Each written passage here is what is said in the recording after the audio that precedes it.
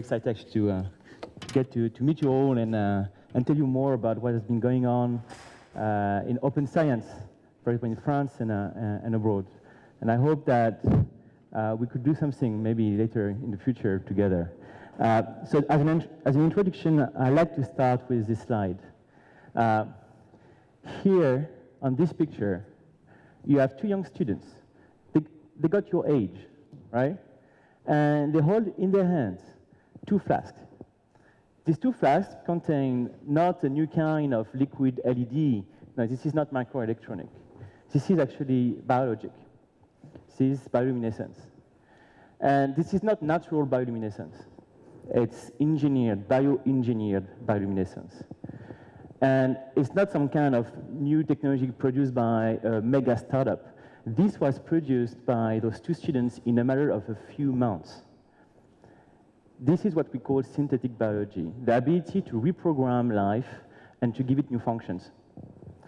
And biology nowadays is becoming more and more easy to engineer. So easy that you, even with a few months or years of experience, it's enough to know how to do this. This used to take probably 1 or 2 PhDs in the 90s or even 80s. That has changed. And life nowadays is more seen as a kit. It's modular. It can be seen as abstracted layers. And people don't need to know everything about, for example, the body in order to do something with it, to be able to understand some parts or some layers, for example. You don't need to go to the molecular level. You can say at the physiological level. Here, genes are the fundamental bricks, and you can bring them together, you can assemble them together, you can create functions as you write code, for example, for a computer program. And it works. It is extremely powerful. And there is plenty of new applications coming from this single approach.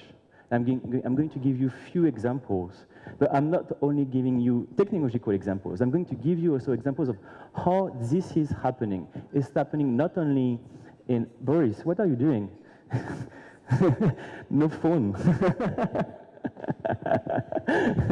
Give the example. And so this is not only happening in academic labs, it's happening also outside. And I think this is the biggest revolution here, is innovation, tech innovation, don't need to happen in classical environments, like in academic labs, like here, for example. And I think this is going to be a very powerful example for you. So, to give you some context about what's going on in biotech also, how fast it has been changing. This is the evolution of price for genome sequencing. So, as you know, we have 3 billion of nucleotides in each of our cells. They're very tiny, and to sequence them, you need to be extremely precise and very fast, and it can cost a lot. Actually, the first genome to be ever sequenced in 2000, it took 15 years. The conjoint effort of hundreds of scientists around the world, and it cost $3 billion. That was the first genome. As you can see, it decreased very fast, and you have the Moore's law, just on the side. But what's most impressive is look between 2007 and 2009. There is a decrease of 3 orders of magnitude. It's like you would like to buy something that costs today 100,000 euros or dollars. You wait for 2 years, it only costs $100 anymore. It's that kind of change. It's very violent. Nobody knows how to actually adapt to it immediately. And this is what's happening with sequencing. And it has completely changed the way we do medicine today. It enables personal medicine. You probably know about it. But it also enables new kind of research, not only by professionals, but also you will see by other kind of people. And so this is what used to be a sequencing center. Very big machines, very dirty, they are not very precise. They use a lot of consumables. You need technicians to run them, because they're not autonomous. It takes a very long time. 15 years later, this is what the DNA sequencer looks like. And this is the size of a USB stick, right? And it's faster, it's more efficient, it's much more cheaper, but most of all, it's super simpler. What does it mean?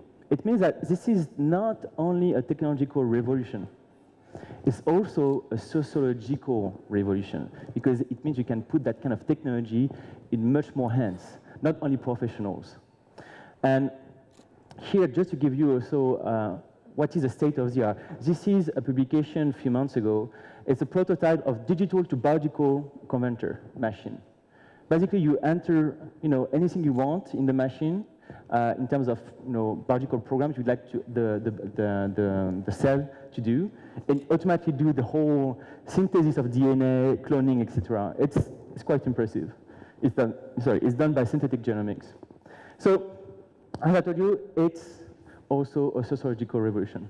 And it means that not only professionals can put their hands on the technology, it means that, like computers, you, like as a citizen, as a person that is curious, that wants actually to test new ideas, can do it outside a normal laboratory setup. And that's super important. That's how huge revolution happens. That's how the internet happens, because without personal computing, there was no internet. There was no need for computers, internet. So this reminds us a lot of what happened in the 70s and 80s with computers, as I was telling you. At the time, computers were very big machines, very complex, very expensive. Very few people knew how to use them. There was only computers in big research centers or big corporations like IBM.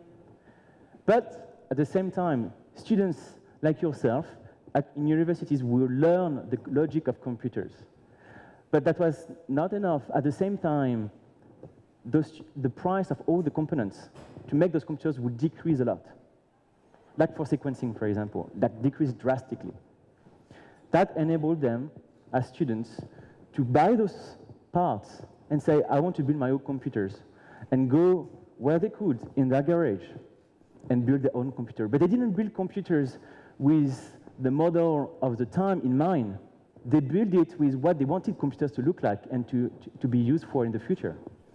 And that has changed everything, because they could think differently. And they could see things that normal labs, they don't, because they are not under the same constraints. And if in the 20th century, you will have computers, in the 21st century, it's the time of biology.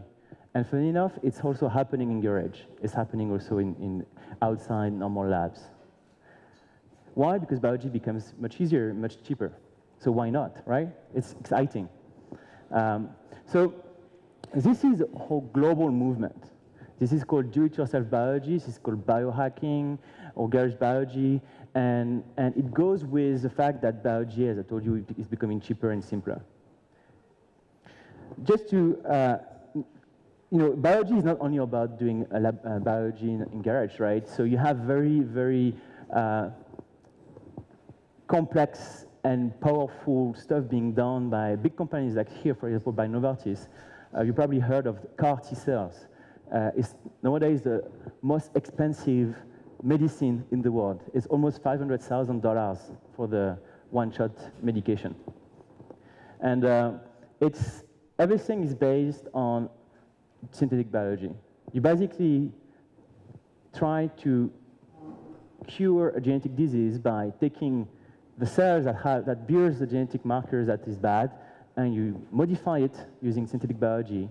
You replace it by something that is good, that is working, and you put it back. You put those cells that are genetically engineered back in the patient. That's how it's done. And it's basically gene therapy, right? But gene therapy, thanks to synthetic biology advances, is becoming much more efficient and much more cheaper. And you will see more and more examples of gene therapies using synthetic biology.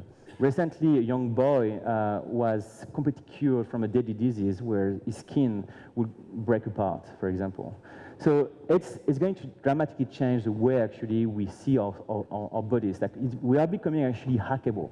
We are becoming actually able to change parts, and the way we actually do medicine in the near future is going to change too. But in the same time, things are happening also in the garage. And this is, you probably heard of CRISPRs. This is like the big word everywhere in biology. This is the latest gene transformation technology. It's much faster, much easier, much cheaper to do gene transformation than before. And it's very powerful, right? So you shouldn't go into any hands. However, the first DIY kit for doing CRISPR is out on the internet, and you can buy it for $100. And on Biohack the Planet, and plenty of people actually are buying it, and they try it at home. And even some people try actually to engineer actually themselves by this is bad, by the way, don't do that, you know. But there are some people that are crazy enough to try this, you know. And you know, to give you examples of what this kit has been used for, you know, students, they said that, what do we want? Why not having beer that fluoresces, you know, that bioluminesces in the dark? So they genetically engineered a yeast with it that produced GFE at the same time as it produced, during fermentation, it produced alcohol in different tastes. And this is it, you know, in the fridge of the students. It was completely homemade. It was not done in a lab, right? Here is another example of how genetic engineering is used right now, not necessarily in a lab context. This is a vegan cheese. So it seems a bit bizarre to use vegan and cheese at the same time, because cheese is somehow made with milk that comes from a cow, which is an animal. But here what they did is they took all the genes that normally code for the proteins and the molecules that we find in milk, and they put it in a yeast, and they express all those proteins and molecules in the yeast, and they produce a milk that is right over there, and out of that, they make cheese. So it's a vegan cheese. And that's an example of a huge transformation right now in the food industry, where a lot of startups are creating alternatives to industrial agriculture. It's like how to grow meat, for example, not killing cows or pork, for example. How to grow fish, you know, how to make cheese this way, or different dairy products. So it's, again, like biotechnology is going to change drastically the way also we eat and we make agriculture and we interact with our environments. This is another example. Who would like to try and guess what it is? Any guess? Some people say it's chocolate, but it's actually, this is a fake rhino horn, rhinoceros horn. And as you know, rhinoceros are in deep danger. They're in really, really deep danger because of poaching, because the price of the horn is so expensive in the Asian market. You know, 1 kilogram of keratin that compose the horn is about $40,000. 1 kilogram. This is huge. So you can imagine that, you know, the incentive is so high that whatever actually the risk, they do it. So how can we actually save rhinoceros? Some guys in Silicon Valley thought that, you know, maybe what I can do is produce, you know, rhinoceros keratin, not with killing rhinoceros, but by producing it in bacteria, you know, using fermentation and taking the gene for keratin in the rhinoceros and putting it in the genome of a bacteria and growing it. And that's what he did. And he produced some kind of paste, and with the paste, he 3D printed a rhino horn. And his idea is that he is able actually to sell this keratin on the Asian market, which has no difference with the normal keratin of rhinoceros because it's the same molecule, right?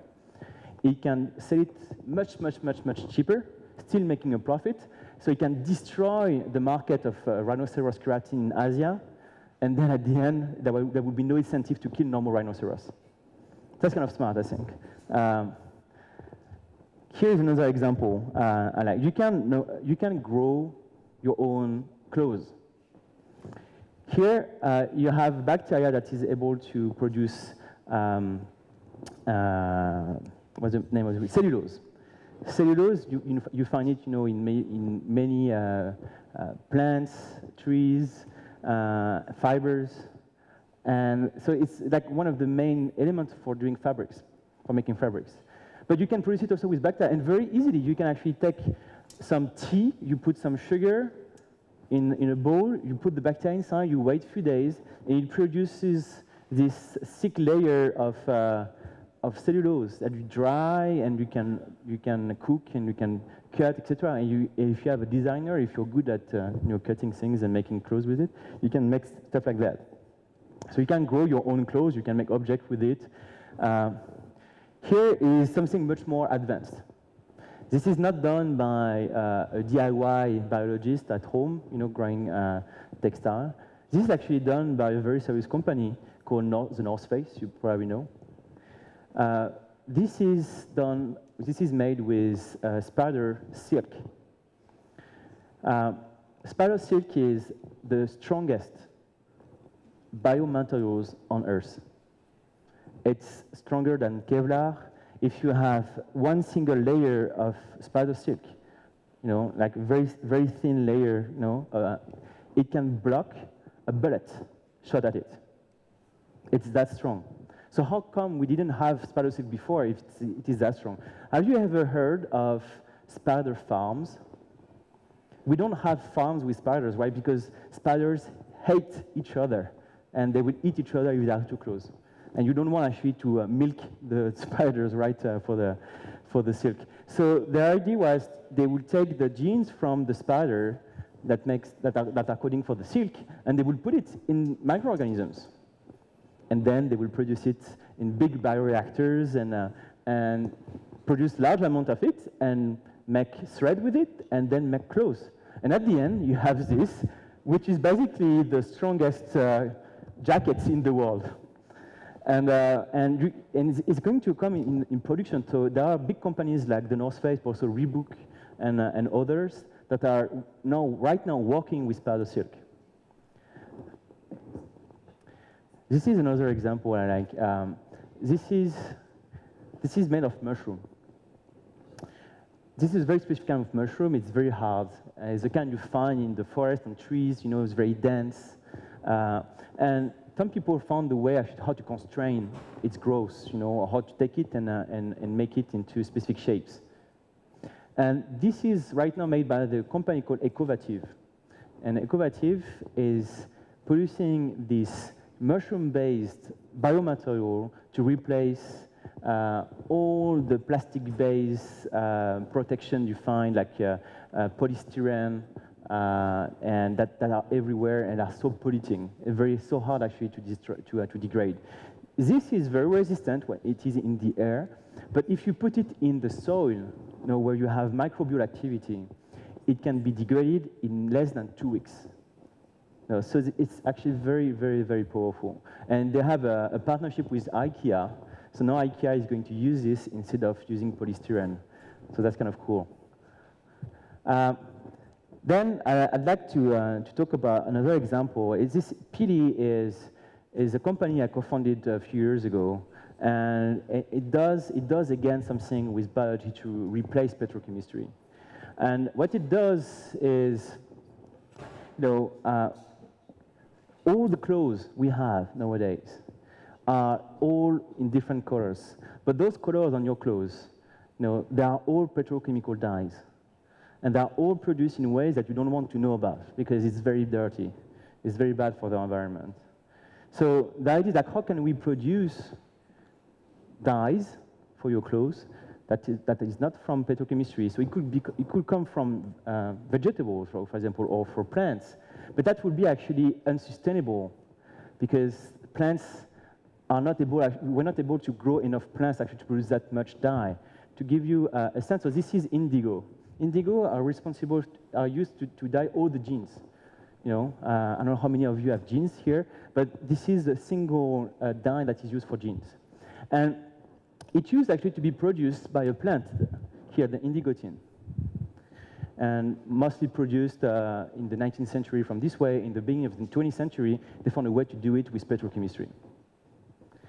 But petrochemistry had very bad advantage. We know it today, and we need to change that. But we cannot come back to the plants. Why can't we use actually the plant again? Just to give you an example.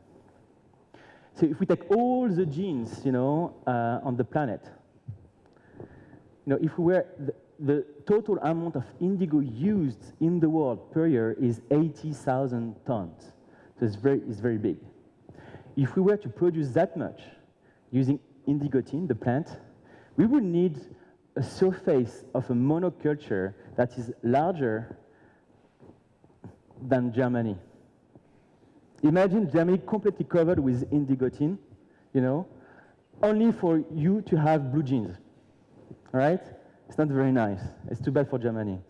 And, but if we use microorganisms, you know, and we are not obliged anymore to do it on a surface. We can do it in volumes in bioreactors. Then, if we take the volume of an Olympic swimming pool, that volume is enough actually to grow as much as the total surface of Germany using microorganisms. That's kind of crazy. That's the power actually of microorganisms. So that's what we do. We produce dyes for the industry. They are completely biological, produced by using fermentation. They're very efficient, and they can replace actually the one that you have, that industrials use. You can make ink with it. We're working with BIC, for example. I don't know if you know BIC. It's one of the major company. We make also, we try also to make ink for printers, and obviously for textile also. And here you are, the little bacteria. So this is a very powerful approach. I try to give you actually some examples so that you can see that there are many things coming our way, and the future, you know, is going to be grown. That your clothes, the thing you wear, the thing you use in everyday life, that all the things that used to be produced using petrochemistry or using a large amount of plants, for example, or animals, are going to disappear because this is not sustainable and are going to be replaced by biomaterials grown in a lab, for example. This is why we produce the dyes. First of all, those are big bioreactors. Oh, there is even a video, you know. Anyway, and we even have fun sometimes. You know, you don't have to dye the clothes directly, you know, in a big bath. We test it to have fun. If bacteria could grow directly on the fibers on the textile, and that's what we get. You know, we get different patterns in function of how the bacteria grows on it. So you can incubate your own white clothes, for example, and a week later you get some beautiful patterns you can wear. And this is entirely natural. And every clothes is unique, all right? It's kind of cool. Then, synthetic biology has something very interesting about it because it has produced the most amazing competition and community for open science in the world. And this is called iGEM. This stands for International Genetically Engineered Machine Competition. Just this year, there was more than 6,000 participants from 46 different countries. It's huge. And all the students, they had only a few months to produce a synthetic biology project and present it at the end in front of a jury of international big actors of the field in Boston. And I know that this year you can congratulate your Bulgarian team. They got a silver medal. And it was the second time they said, yeah, you can.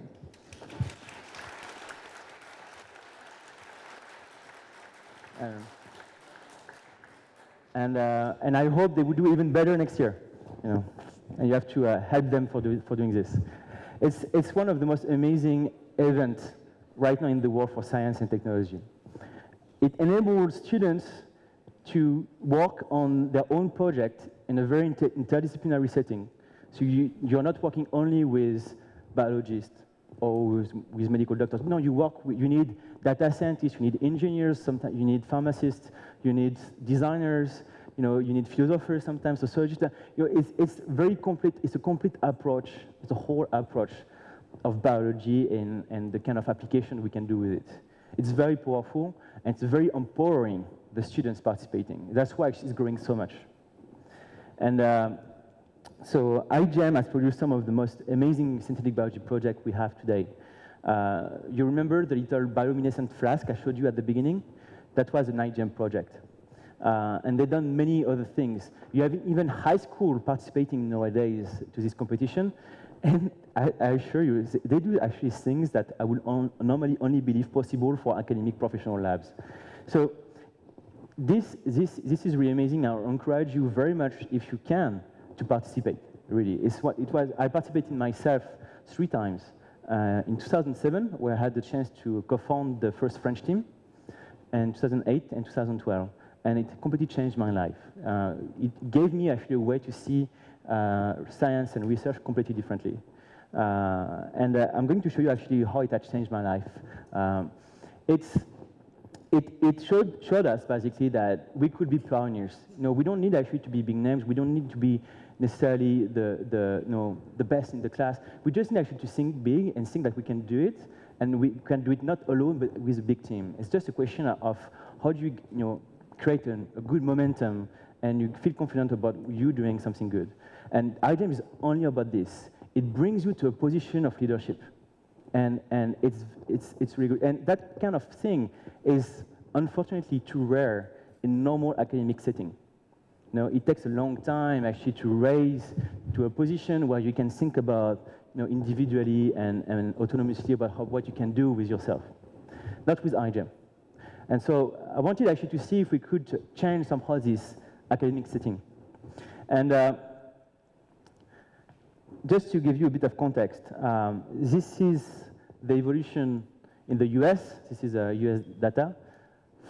This is the average age for a researcher in the US to get an NIH grant. NIH is the National Institute for Health. It's one of the largest institutes for research in the US. It provides most of the big grants. And if you get a grant, basically you can do what you want, right? So you get the money and you can work on the things. And as you can see in the 80s, the average age actually for getting a grant was around 40 years old, It's actually pretty good, But as we get with time, it gets actually further and further and older. It basically follows the baby boomers, right? And the effect it has is, don't look actually on the average age. Look at the area under the curve for the age below 35 or even below 30. In the 80s, you could be 30 years old and you would still have a chance to get a grant and express yourself. Nowadays, it's like close to 0. So this is especially shocking when knowing that, for example, 2 of the biggest scientists of the last generation, for example, Darwin and Einstein, they made their main discoveries before the age of 30 years old. Right. So Darwin was on the Beagle to go to the Galapagos at 21 years old. That's when he did his first observations that would later conduct him to write the theory of evolution. And Einstein wrote some of the biggest papers that would later provide him with Nobel Prize before the age of 30 years old. So the thing is, those guys were genius, right? But the thing is, somehow academia nowadays has a hard time actually to provide chances to the young generation. And the result of this is a lot of young talents are leaving academia for doing something else. And that's not good, because we need research. We need actually to work on knowledge. We need to improve our knowledge of the world and our place within it, our influence. So the thing is, what can we do with this? I said, let's change actually the way our lab work. Why can't actually invite whoever I want in a lab and do whatever I want and try new ideas, and we don't have to be all from the same institute or part of the same class. A lab should be a place for creativity and somehow kind of intellectual freedom to test new things. It's super important. So as I was doing my PhD with Boris at the time, I told myself, okay, since I am in my lab, but I cannot actually invite like a designer or a biomedical students like this. I couldn't work with other stuff than my own thesis, for example. Let's try to build a different lab. Let's try to build a lab that will be outside an academic campus, where I could just invite whoever I want and work on whatever I want. That sounds like a good idea, but how do you do that? When you're 25 years old, how do you build a biotech lab, right, for yourself? So to do this, we basically went and joined a community that were living in a squat in an abandoned building in the suburb of Paris, mostly artists and some hackers. And there, we decided actually to build a biotech lab using only refurbished lab equipment. So lab equipment that we will take from the garbage of laboratories, and that's what we build. And in a matter of a few months, we found so many parts, so many lab equipments in garbages and that were thrown out by laboratories that we actually built a lab that was almost more equipped than my own PhD lab, than our own PhD lab. That's kind of crazy, and this was for €0, right? It was a free laboratory. We didn't pay any rent. It was an abandoned building. We were getting actually our electricity from the railroads that were close by. And we started actually to call for the community and say, okay, let's do new things. Let's try actually to think about new ideas and how to come up together and make them happen. And I was amazed by the ability of this community actually to get together and get things done. In the matter of 3 years, we worked on about 15 different projects with 50 different collaborators. And we worked on, for example, cheap genetic diagnosis tests to new kind of biomaterials. Pili was actually a project started in La Paillasse, the lab here. La Paillasse means the bench, the lab bench in French.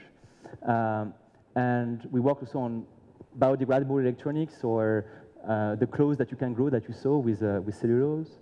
We worked on cheap and open source laboratory equipment, like bioreactors. We even got actually funded by NASA for doing open source bioreactors. Can you imagine that? Obviously, when we answered the call for projects of NASA, we didn't tell them that we were in a squat.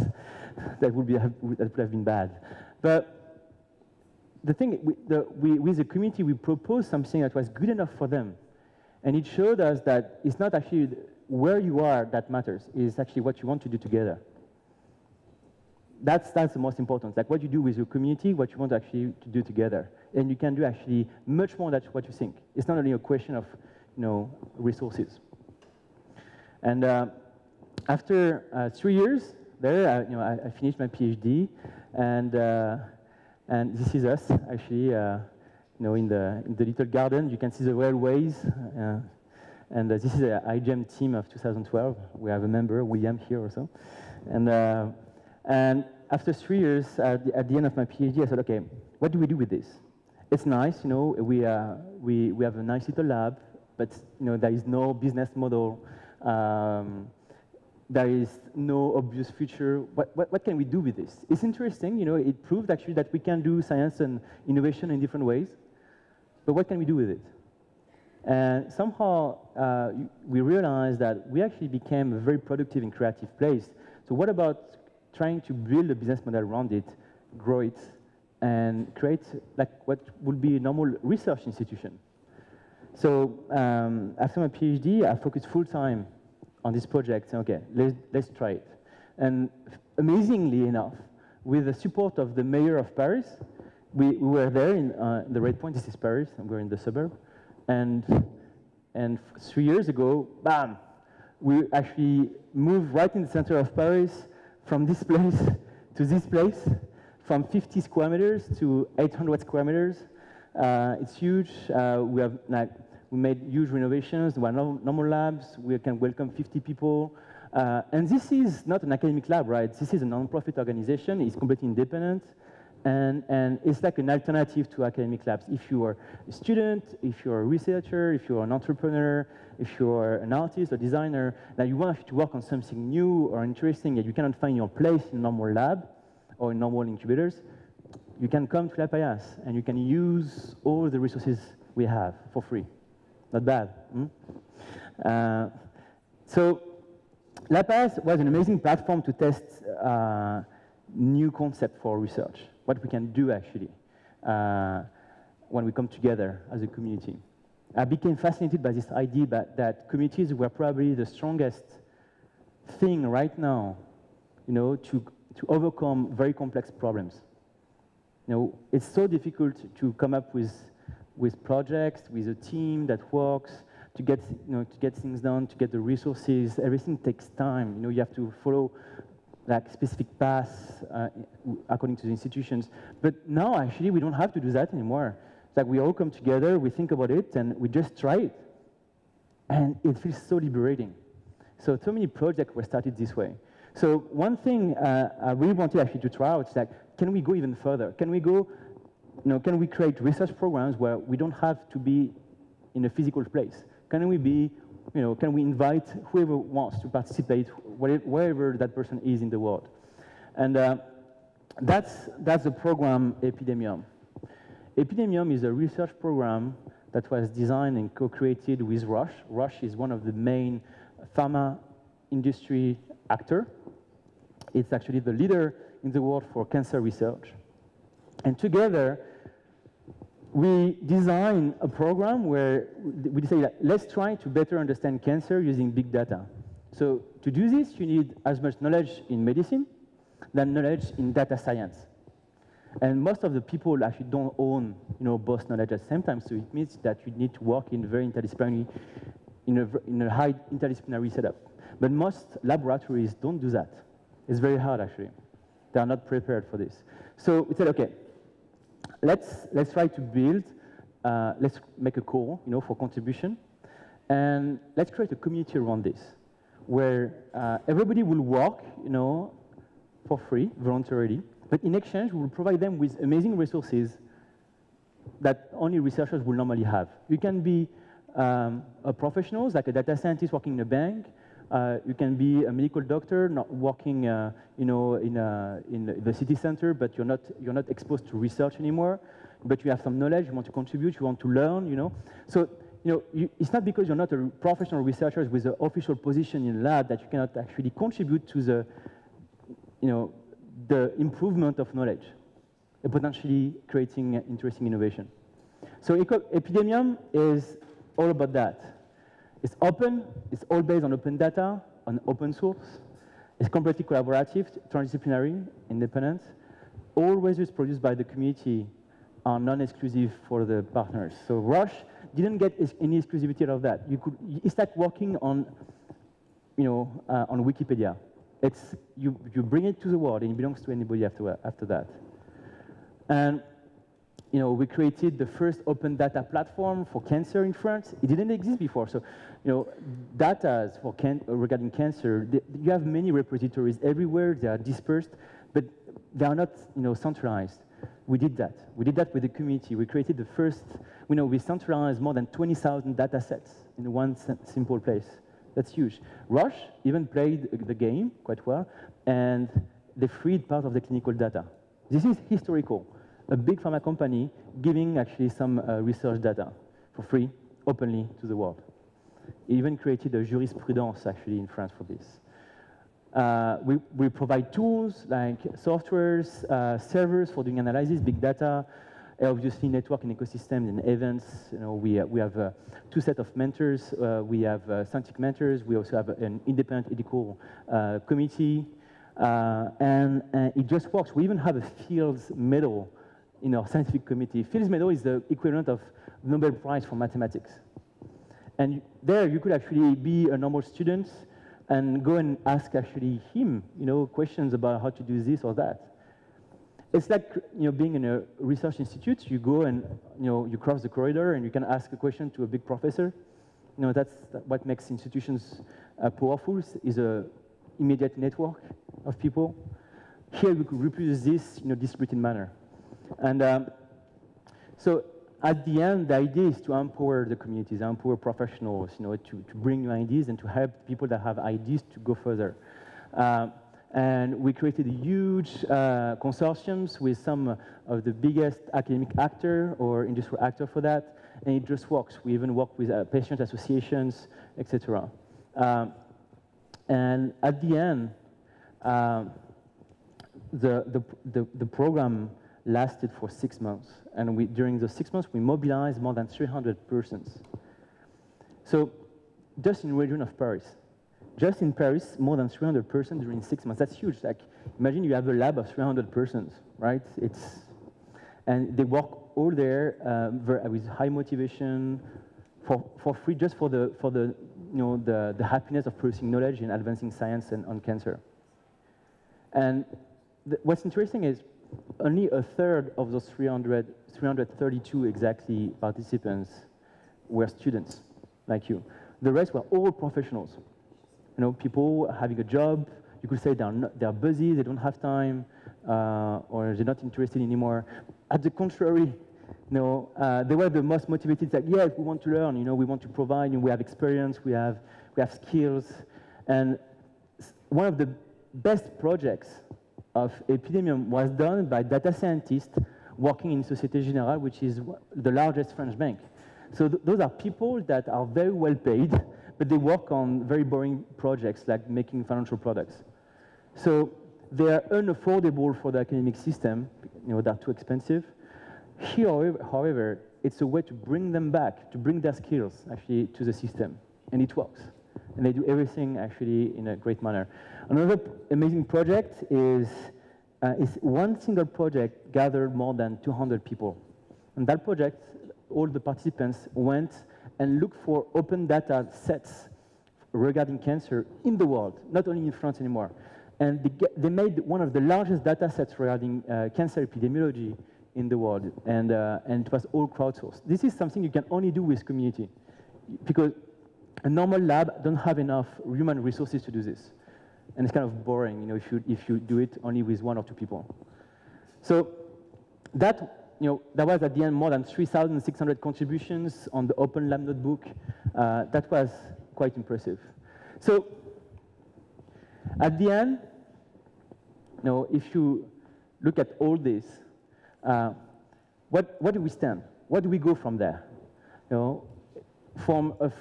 We showed that communities are extremely powerful to solve problems that are very complex, and they can do it in manners that are hyper-sustainable, and they can do it in a way that are much faster than normal laboratory. So the point is, how can we go from 300 people to millions, if not a billion, for example? Like how many people are actually got curiosity, an education, experience, and they can contribute. So how can we do that? The thing is, if we did it 300 people in Paris on the first year, it's not impossible to think that in 2 years, on a more global stage, we could gather more than 10,000 people working on cancer, for example. Imagine, more than 10,000 people, that's actually more than what a national research agency could expect actually to gather. I don't know how many researchers you have in Bulgaria, but 10,000 people is really a lot. It may be more than what you have here, I don't know. And so it completely changed, the tides, like who has the initiative, who can start something, who can do what, who actually wants to try this, etc. Is communities will have the ability tomorrow to move mountains. And we need to give them that power. And the idea is that we need to completely change the way we do organizations and how we create laboratories. And the goal of this new project is called Just One Giant Lab. It's to make a research institution that is not a physical place, like here, for example, but it's only virtual. It works as a mobilization platform, so that anybody actually in the world can join and become a member and actually get in the game and participate in doing research and innovation. And it's very simple, it's like you have so many leaders like researchers or social entrepreneurs, NGOs in the world that are working on problems, but they don't have enough resources. They know what they need, but they don't know, or they don't have time to ask for it. They don't have time to animate or to create and animate a community. That's a problem. And many projects die because of that, or are not even born. However, we showed that with Epidemium and Apayas, there was a way to create a value chain where you don't need necessarily to exchange money. At the end, what matters is mentorship, is experience, is results. And that actually can bring you a lot of opportunities. For example, if we take you as an example, as students, you're looking for ways to build a network, to build legitimacy, to validate your skills. Maybe you don't want to do it only with local actors. Maybe you actually say, why I could actually work with this lab, I don't know, in the Philippines that are working on this thing that is very interesting to me, or I want to help this NGO, trying to move stuff in Africa, regarding health and DIY health or chip analysis, for example, for diagnosis. So that is very hard normally because it's very hard for you to find those projects or for your teachers to find those projects and organize something. That's with just one giant lab, we want to change that. So the idea is just to create teams. You go on the platform, you create teams with the leaders, what we call the joggers, because you have all the participants, and enablers are here like institutions, foundations, and they give you resources for you to work on those things. Because there are so many foundations, so many companies actually want to move subjects forward. But they can't because they don't know how to interact with communities. They are not equipped for that. That's the role of Joggle, and that would be a way for you, for example, to get access to unique resources that you would never have normally. So at the end, yeah, Joggle is just one giant lab. Is the result of all this exploration we did. Starting with how to make biology cheaper, more accessible, and at the end, it's all about how to make science and innovation in a way that is much more inclusive and much more open and transparent. And at the end, I'd say that, we got the digital revolution. That's great. We can talk to anybody on the planet. We can exchange files, information everywhere. We have the maker revolution, that enables you to print things, to print things, you can now build machines, locally that can diagnose this, or that you can build parts for laboratory equipment. That's really amazing. And this is just actually the first generation. There are many new machines now that are doing amazing things. But there was a missing link to make this whole revolution sustainable, and this is biology. How to actually bring biomaterials that are, circular, so that we don't create more waste out of those revolutions. And this is where a lot of our future is going to be played. So that's one part I told you about, and the other part is that this revolution is not going to happen only in professional laboratories or in big companies. It's going to happen also elsewhere in communities. Like everybody, like all of you can become leaders. Not necessarily by becoming a professional researchers, or you can become entrepreneurs, you can become a leader in the community, you can create non-profit. Yeah, many ways actually to move the world and change the world the way you want it. And the digital technologies are enabling you to do this more than ever. So I'd say thank you for listening to me, and I hope actually to see you do great things. Thank you.